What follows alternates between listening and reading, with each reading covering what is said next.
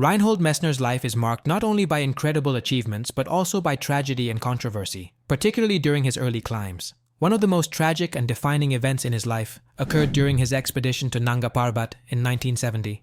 The tragedy on Nanga Parbat, 1970, Reinhold and his younger brother, Günther Messner, were part of a German-Austrian expedition attempting the first ascent of the unclimbed Rupal face of Nanga Parbat, a daunting 500-meter vertical wall.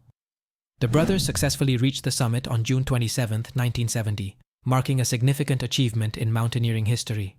However, due to exhaustion and deteriorating weather, they decided to descend via the Diamir Face, an unplanned and uncharted route, rather than returning the way they came.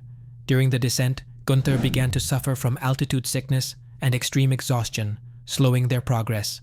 At some point during the descent, Günther was swept away by an avalanche and presumed dead. Reinhold was left to continue alone, suffering severe frostbite and narrowly surviving the ordeal. Reinhold spent days wandering in the wilderness, eventually reaching safety, but he lost several toes and fingers to frostbite, permanently altering his climbing ability. Günther's body was not found until 2005, 35 years later, on the Diamir Face, confirming the details of the tragedy.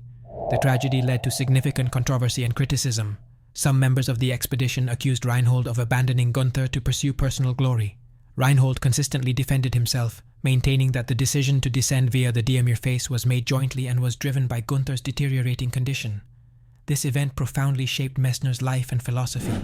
It deepened his commitment to climbing in a pure, self-reliant style, away from large expeditions.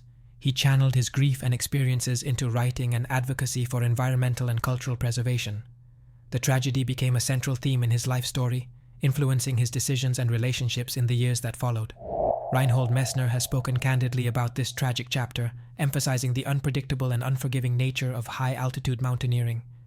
It remains one of the most discussed episodes in the history of Himalayan climbing,